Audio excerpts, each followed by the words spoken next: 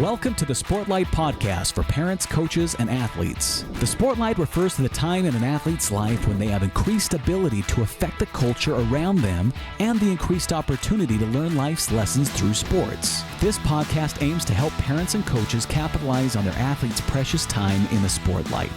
The Sportlight podcast is brought to you by Especially for Athletes program.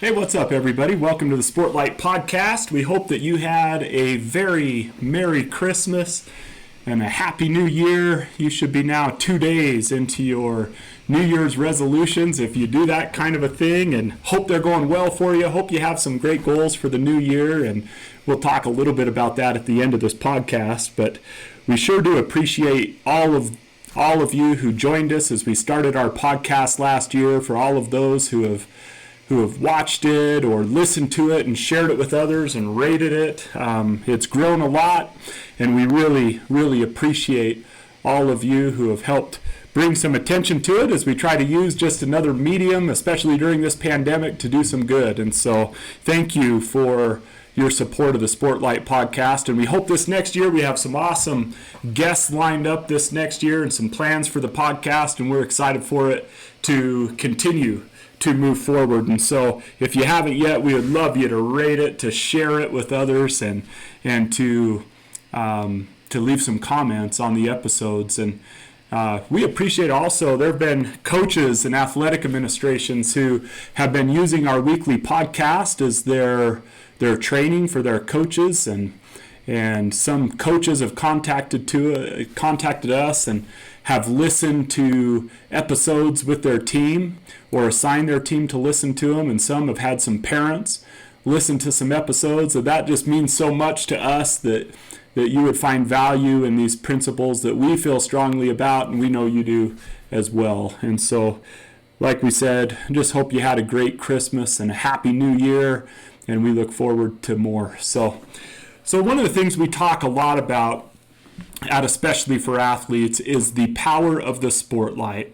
As a matter of fact, you know that it's the name of this podcast. It's the name of the book that Dustin and I published together. And we really believe that spotlight that is placed on athletes, that we call the Sportlight, gives them increased power. Athletes have an increased power to impact the lives of those around them.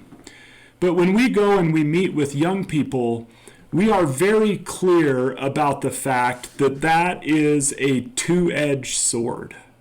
When Chad Lewis joined our podcast, he talked about that principle of the two-edged sword, that while one side of it could cut for good, the other side could be very, very destructive. And just because athletes have increased influence, they have that increased power, it doesn't mean that they always use that in a way that lifts and helps those around them.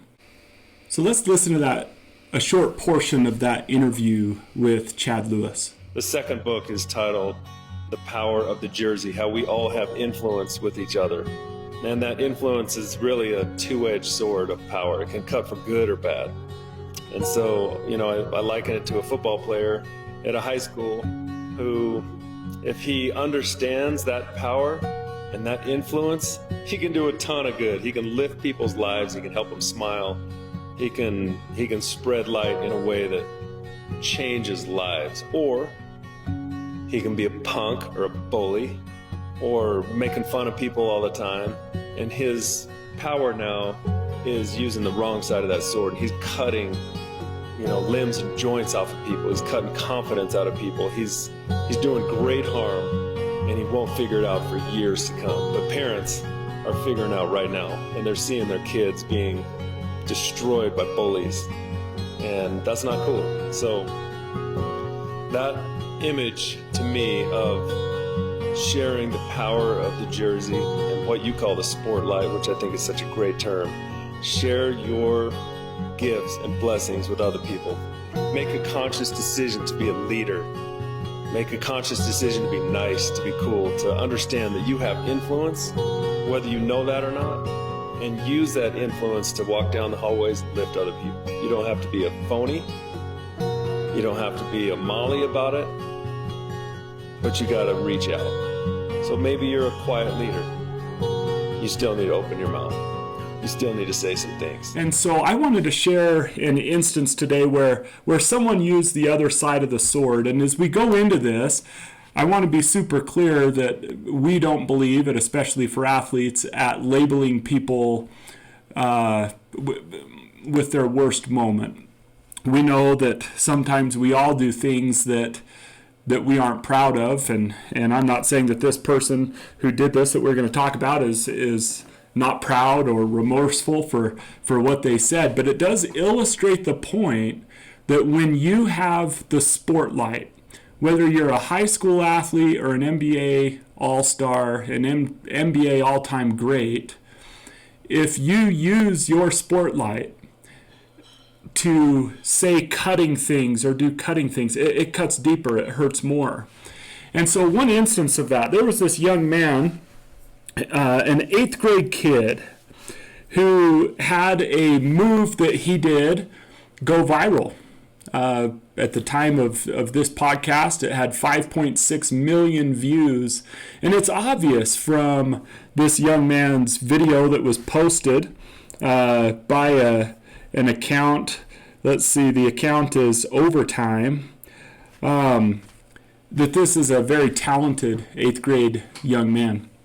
And he does this move, which, some would say is illegal. I think it would be called in a game, where he goes behind his back and he switches from one hand to another, and then he ends up missing the shot. But it's just it looks pretty sweet when he does it. And so the 8th grader did that. And let me just read an article in the New York Post that was written about it that illustrates this point, that because athletes are in the spotlight, as we call it, that their words either help more or hurt more. So here's the article. An 8th grader was hurt after Kevin Durant attacked his move on Twitter, seemingly out of the blue. Now remember, this is an 8th grade kid. Knowing the internet, one may think the middle schooler dished out hate to Durant but couldn't take it in return. Instead, it was actually a circumstance where the net star took a random shot at a kid's viral highlight video. After the social media account Overtime shared a move of 13-year-old Jaden Moore from suburban Minneapolis, missing a turnaround jumper after a couple crazy dribbles, Durant tweeted, "This crap," he doesn't use that word, starts with shh, "stinks." Responding to someone who told him that it was just a kid, Durant tweeted, "It's about habits, man." So it seems to be there's some good motive here. Maybe Durant saw some real talent in this young man and saw that this was an illegal move and was trying to encourage him, right? But maybe he could have been more careful about how. So the article goes on. Durant's tweets caused a massive pile-on, and now the video has been viewed over 5 million times. Jaden, the young man, told USA Today that he was hurt and confused by Durant going after him. Like what made him, this is a quote from this young man, like what made him take time out of his day to say something negative instead of encouraging me or telling me what really needs to be done and then texting me privately or something like that, Jaden said. Jaden's mother, Valletta, told the outlet that she had instructed her son not to take the criticism personally. I was going to tweet, "Why is KD being so mean? It's the week of Christmas," she said. There's almost an immaturity with them to take the time to even go on Twitter and look at that and comment, added Jaden's coach. In fairness to them, I'm sure they're trying to create what they see as a better basketball, people sharing, and maybe they're making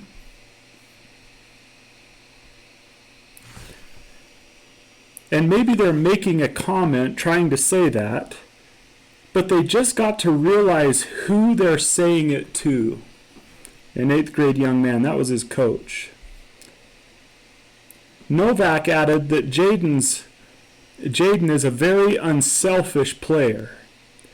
Jaden, who had seen the move on Instagram and bet his father $10 he could execute it in a game, ultimately responded to Durant on Twitter. I love his response. Thanks for the constructive criticism. That's debatable. Jaden tweeted, I've grown from my 6th grade year. Maybe we can work on some stuff together.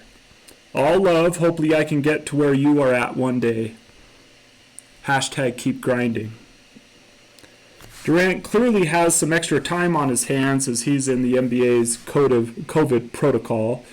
On Wednesday, it was announced that he would miss his team's 3rd straight game. Now, the point that maybe we would make here is not to say that Kevin Durant is a bad person. He's done some incredible things that could be highlighted in a positive way. On this is a wonderful example of someone using their Sportlight for good. But this, millions of people commented on that young man's move. Thousands of people. And their comments, probably even the negative ones, would roll off that young man's back, right?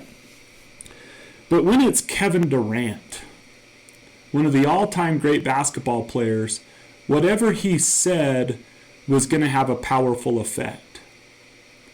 But that doesn't mean that it would have a powerful effect for good. In this case, in Jalen's own words, the young man's own words, it hurt.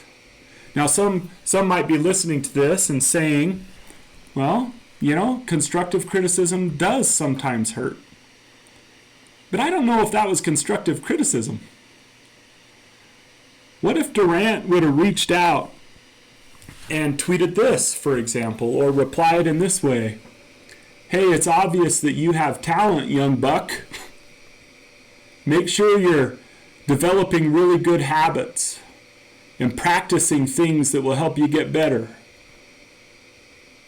Sometimes these moves, though they look cool, are not useful. Spend your time doing some other things because you're super talented, I can tell. Could you imagine the impact that would have on that young man? But when you just tweet something like this crap sucks, it really, or this crap stinks. It cuts deep. And the brighter the spotlight, the deeper that cuts. And so that's what we try to teach young people as we go around and meet with them at their schools, right? That we'll often say things like a compliment from anyone at the school helps someone feel good. Whether it's fair or not, though, a compliment from a star athlete at the school is more powerful. On the other hand, a criticism or someone mocking someone else, if it comes from just a kid at school, it hurts. If it comes from someone with major influence at the school, like a star athlete, it hurts more. So we often tell athletes that they don't have the power to turn off their spotlight. And some would say, hey man, I didn't ask for it, right? Like, I didn't ask for it, but I would quote right now, Spider-Man is in theaters. And you all know the great quote from Spider-Man's uncle.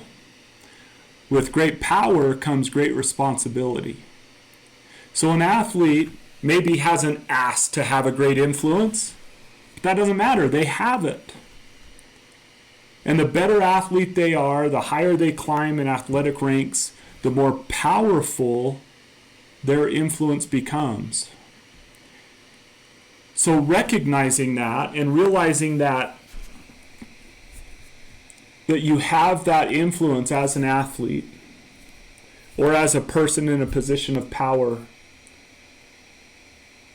it doesn't matter whether you want it or not, you have it. And with that power comes great responsibility. a responsibility to lift people with that power, to make things around you better with that power, and not cut people down with that power. So recognizing that you have that power is really, really important. But then consciously, intentionally using that power for good is equally as important. So I had this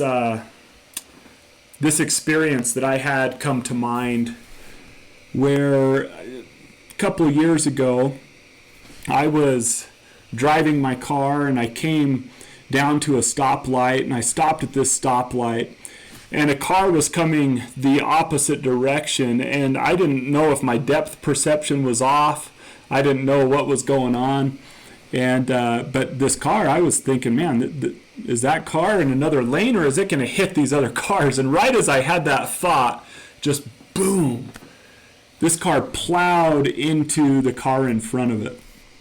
And I saw the lady in the car that got hit just bounce around the car.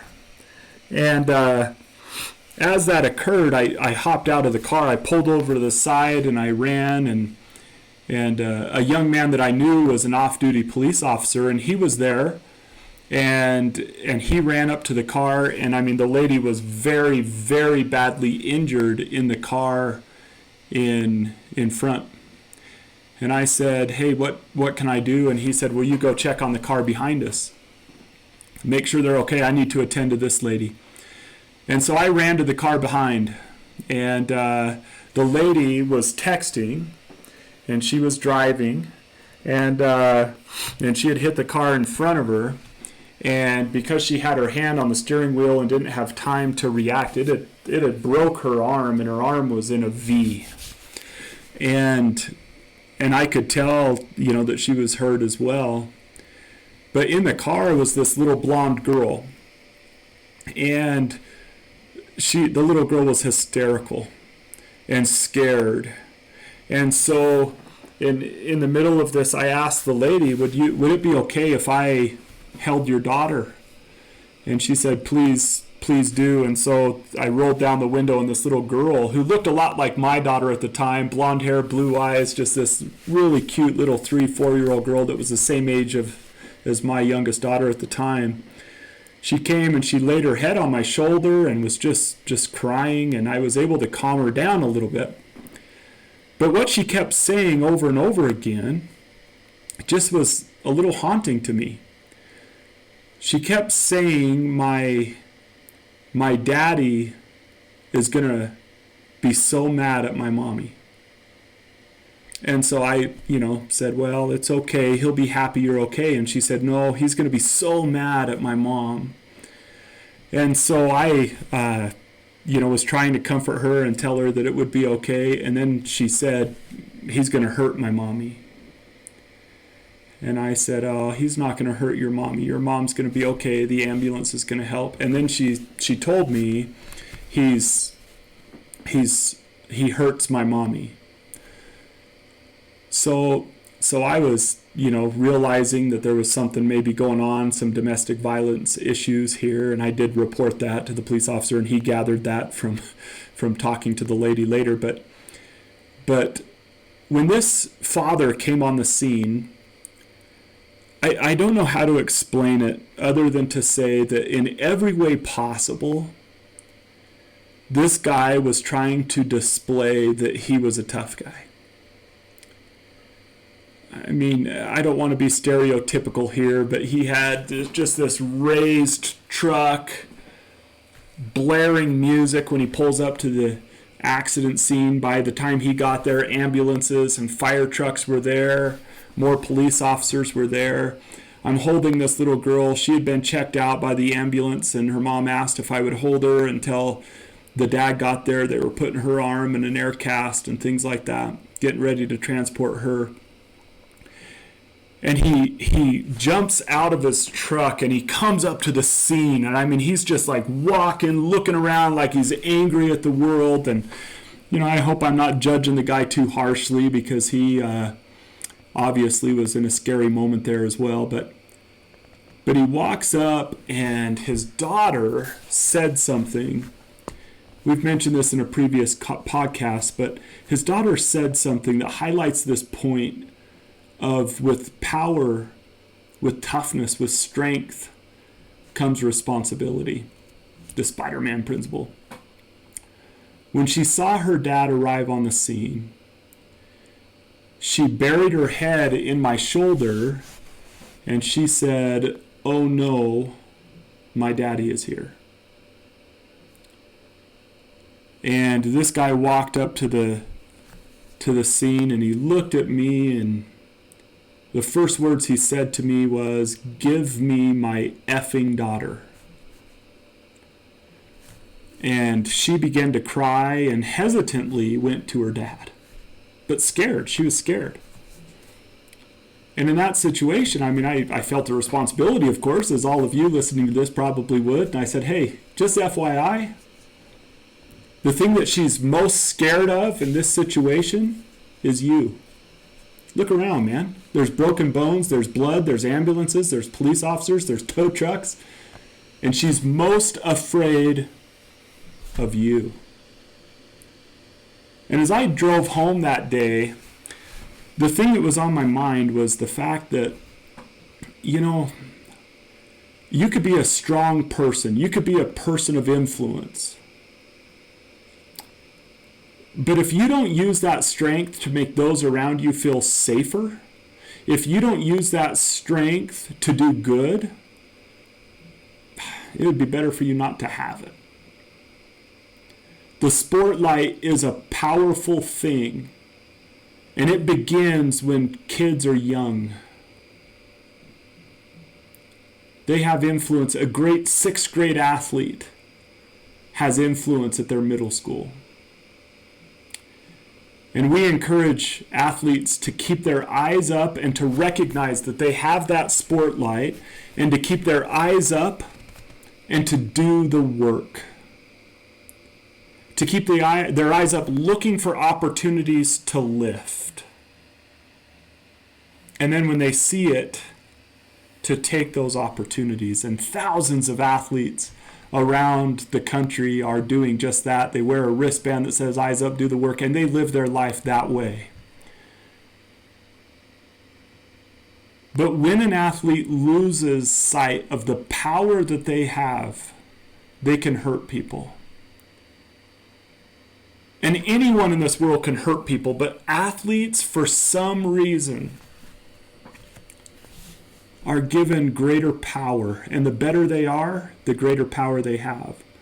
And so when they do things like little stupid comments on an Instagram post, it hurts.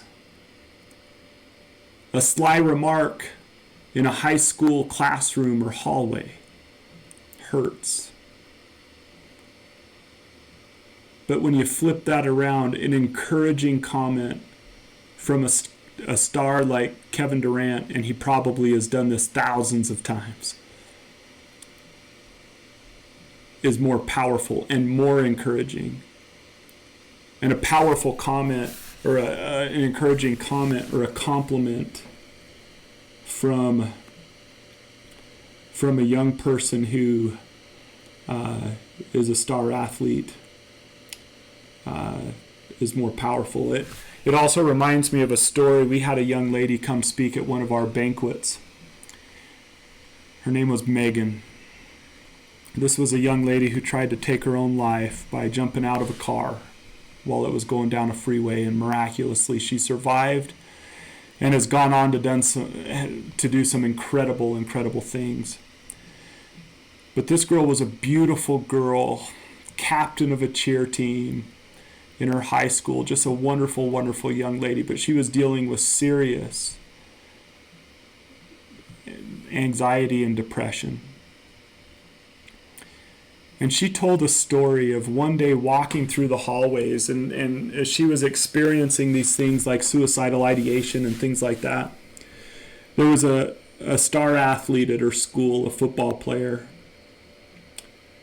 who, walking by her in a hallway when she was having these thoughts that, "Oh man, I feel like I can't go on," She talked at our banquet about this young man who came up to her, and just all he said to her was, "Hey, Megs, cool shoes. You look nice today." In passing, a comment. She talked about how that comment resonated with her and buoyed her up for weeks, because this young man in the Sportlight with great influence recognized her. So athletes, as you begin this new year, and parents and coaches, I think it's something we need to teach over and over again, the power of the Sportlight, for good or for bad. It can lift like a hydraulic lift with so much power. It could lift people, or like a super sharp sword, it could cut people to their core. And maybe it would be good to watch Spider-Man. It's a good one. I've seen it. And to teach that principle with great power. With that Sportlight comes great responsibility. And so we hope that you'll remember that. Now moving on to a new topic, New Year's resolutions. So there's a couple of little things that we have posted and we've shared in previous podcasts that we thought was relevant here. So maybe just a couple. I want to post a few TikTok videos that we've done that might give you some encouragement as you look forward to the new year. And so thank you so much for using your Sportlight in a good, powerful way to lift people. And let's listen to a few of those who might give you some encouragement as you move on to your New Year's resolutions. What's up, everybody? I hope a story and lesson from Will Smith's life will be as helpful to you as it was to me when I heard it. As a young child, Will's father made him and his brother tear down and rebuild a brick wall in front of their father's business. At first, it seemed like an impossible task for the little boys, but they persisted, and though it took them a long time, they finally completed the task. Will Smith, who, as you know, has gone from goofy rapper to sitcom star to the most bankable actor in Hollywood, shared what this experience taught him. He said, "You don't try to build a wall. You don't set out to build a wall. You don't say, I'm going to build the biggest, baddest, greatest wall that's ever been built. You don't start there. You say, I'm going to lay this brick as perfectly as a brick could be laid. And you do that every single day, day after day, and soon you have a wall." That is a great lesson. The wall was overwhelming to these young boys, but the brick, well, they could do a brick. And especially for athletes, we encourage our athletes to win the hour. If you are winning the hour, it means that you are identifying in each segment of each day what should be your top priority, and then giving your best effort to that thing. That's how you win it. If you master this skill, you will have a much more successful and balanced life. It also helps us to feel less overwhelmed. Going back to Will's story, think of each hour of the day as if it represents a brick. Lay it perfectly, hour after hour, day after day, and soon you will have built yourself an incredible life. Too many of us are addicted to the words tomorrow or yesterday or even later. These words are the thief of progression. All you are guaranteed is right now, this very moment. What would be the most valuable thing for you to do with this hour? Go do it. Lay that one brick perfectly, and then do the next one. Right now is the best time to start. So keep your eyes up and do the work. Now, not tomorrow. It has always been interesting to me how two people or groups of people can experience the same circumstance but react in such different ways. One uses it as motivation, one uses it as an excuse. The truth is, all of us are going to be wronged, used, and falsely accused, and some way more than others. We're all going to experience the unfairness of life, and we'll watch people receive things they did not deserve, for good or for ill. Many of the circumstances we will face in life are out of our control, but one thing will always be within our control. the way we respond. When we face difficult circumstances, we have a choice. Are we going to have a victim's mentality or a victor's mentality? Those with a victim's mentality blame their problems on other people. They seem content with remaining in bad situations as long as they have someone or something to blame it on. They use all of their imagination, ingenuity, and effort to formulate excuses. The problem with having a victim's mentality is that those who have it may continue to have a poor quality of life. They will just have a great excuse for why their life is bad. And great excuses will never lead to a fulfilling life. Having a victim's mentality is one of the most menacing of mediocrity's traps. We cannot get caught in it and lead a fulfilling life. Victors, on the other hand, happen to life. They do not let life happen to them. They use their imagination, ingenuity, and effort to formulate solutions, not excuses. They set goals and work to achieve them in spite of the injustices or setbacks of life. They let failure become their fuel. They are not doormats. They confront and conquer the injustices of life, but they do so in the right way through crucial conversations and work, not through pouting and whining and blaming. Given the choice between having a great life or great excuses for a substandard life, I will choose the former. I hope that I can act as a victor and not a victim. I say this with full recognition that life is not fair and that there are injustices and that some people experience circumstances that are not their own fault. The point is that we should not accept those circumstances, but we should have an attitude that will allow us to conquer the injustices and setbacks of life. Great people have done it in the past, and great people continue to do it now. And you and I can too. So let's keep our eyes up and do the work. Let's not give in to our circumstances. Let's conquer them. Let's be a victor. Fear is a poor chisel with which to carve out tomorrow. I do not deny the reality of our situation. I deny the finality of it. Those are the words of the character of Anne Frank in Andy Andrews' book, The Traveler's Gift. I just read it and finished it. It's awesome. You should pick it up and read it too. In the book, the main character is magically transported into 7 key points in history. At each location, he meets and learns important life lessons from historical figures such as Abraham Lincoln, Anne Frank, King Solomon, Harry Truman, and others. It is meeting with Anne Frank, the young Jewish girl who is in hiding from the Nazis. Her character said those words I quoted previously, and they hit me deep and have stuck with me ever since I read them. Here they are again. Fear is a poor chisel with which to carve out tomorrow. I will have a tomorrow. They call me a Pollyanna. They say I live in a dream world, that I do not face reality. That is not true. I know that the war is horrible. I understand that we are in terrible danger here. I do not deny the reality of our situation. I deny the finality of it. Wow, what a statement. I do not deny the reality of our situation. I deny the finality of it. That, my friends, is a powerful and hope-filled statement. To move forward, we must accept the reality of our situations. So you're in debt, or you are addicted, or you have a job that you hate, or you have not been treating your family as well as you should and have damaged relationships, or you're not trying hard enough to be successful in school and currently have bad grades, or you're not good enough to make your high school sports team, or you're not playing as much as you hoped you would. That is your reality. And there is something beautiful and calming about taking a deep breath and accepting the reality of our situations. But it is even more beautiful when we do not accept the finality of our situations. Accepting the reality of our situation allows us to come up with a plan instead of an excuse.